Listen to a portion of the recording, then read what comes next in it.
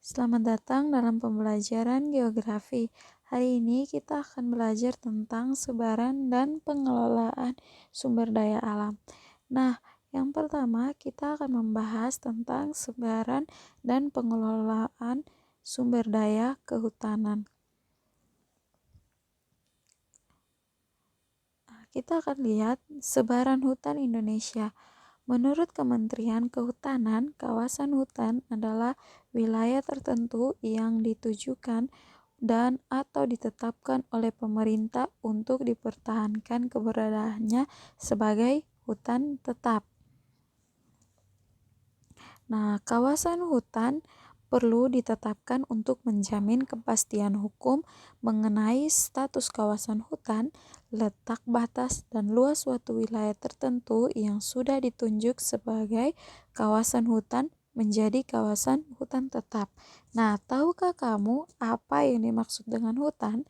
Nah, berdasarkan Undang-Undang Nomor 41 Tahun 1999 tentang kehutanan menyebutkan bahwa hutan adalah suatu kesatuan ekosistem berupa hamparan lahan berisi sumber daya alam hayati yang didominasi pepohonan dalam persekutuan alam lingkungannya yang satu dengan lainnya tidak dapat dipisahkan.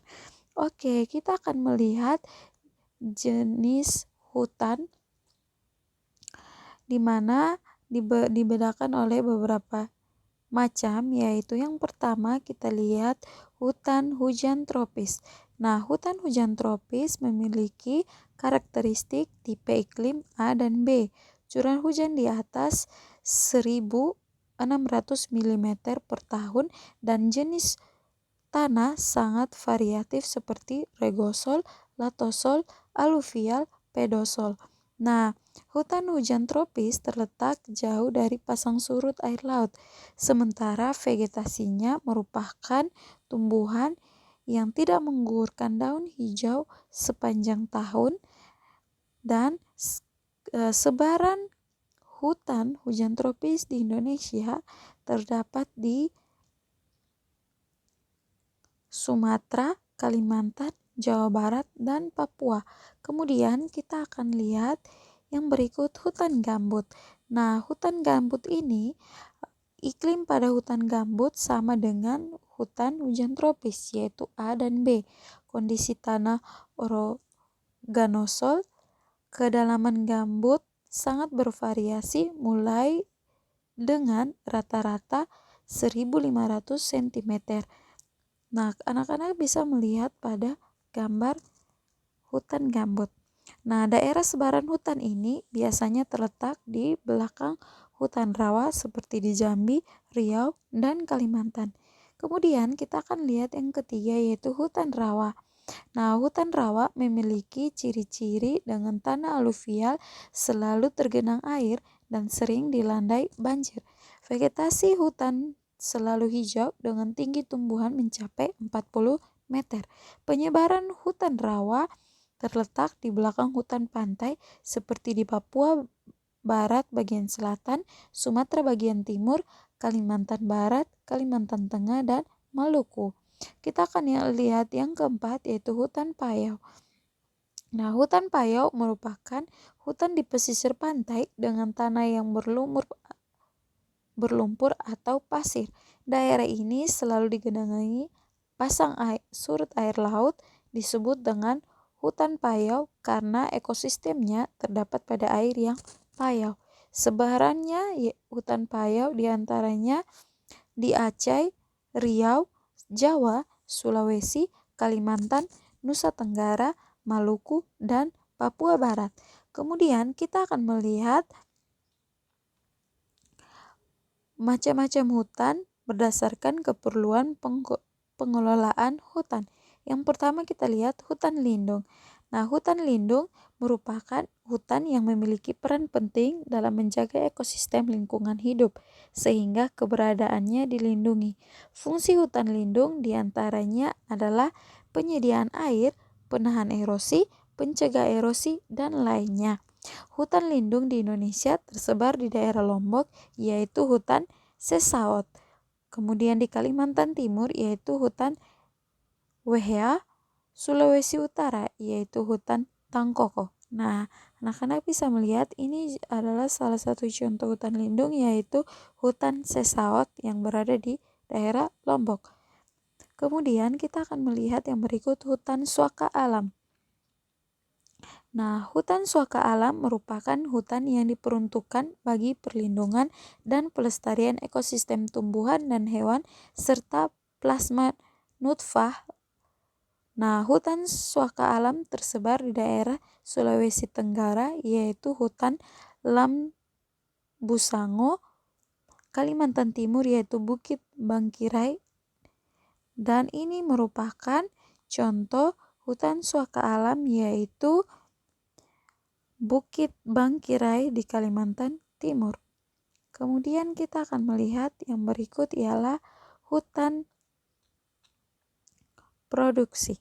Nah, penyebaran hampir merata di setiap daerah seperti di Jawa Timur yang luasnya mencapai 2,7 hektar, dan kemudian Jawa Tengah. Hutan produksi ini merupakan hutan yang digunakan untuk kegiatan produksi hasil hutan dan untuk memenuhi kebutuhan industri, rumah tangga, dan lainnya.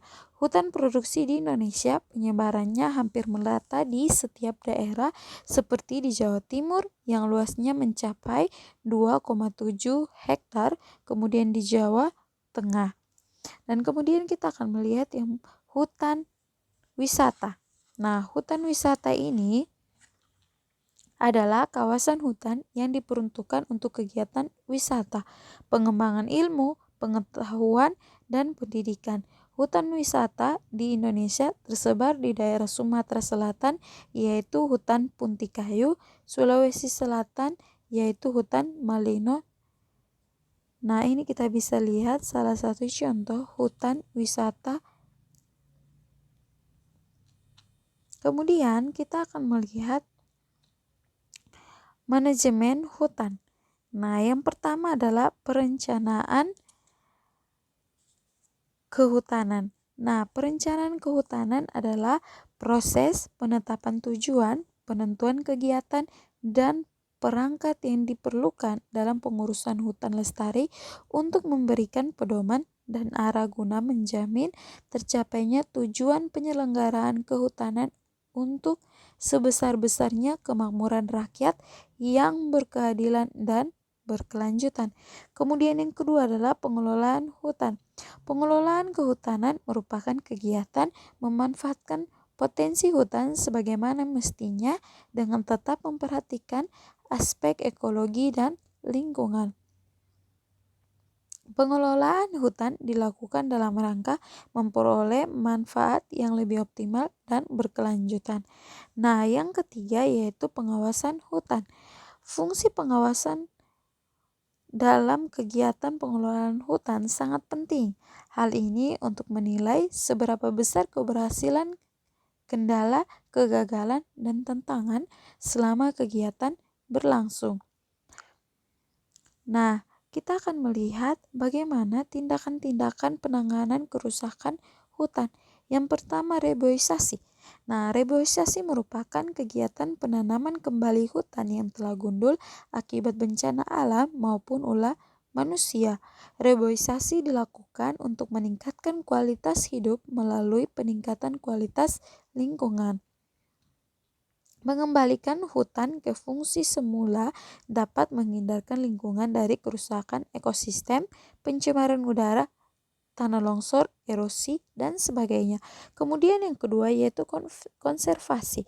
Nah, konservasi merupakan upaya pelestarian lingkungan dengan memperhatikan manfaat yang diperoleh tanpa merubah atau mengurangi kualitas lingkungan sehingga keberlangsungan lingkungan tetap terjamin. Kemudian kita akan lihat yang berikut yaitu rehabilitas hutan. Nah, menurut peraturan Pemerintah Nomor 76 Tahun 2008 tentang rehabilitas dan reklamasi hutan, rehabilitas hutan dan lahan adalah upaya untuk memulihkan, mempertahankan, dan meningkatkan fungsi hutan dan lahan sehingga daya dukung produktivitas dan perencanaannya dalam mendukung sistem penyangga kehidupan tetap terjaga. Kemudian ada yang namanya sistem tebang pilih. Nah, sistem tebang pilih ini dilakukan untuk yang namanya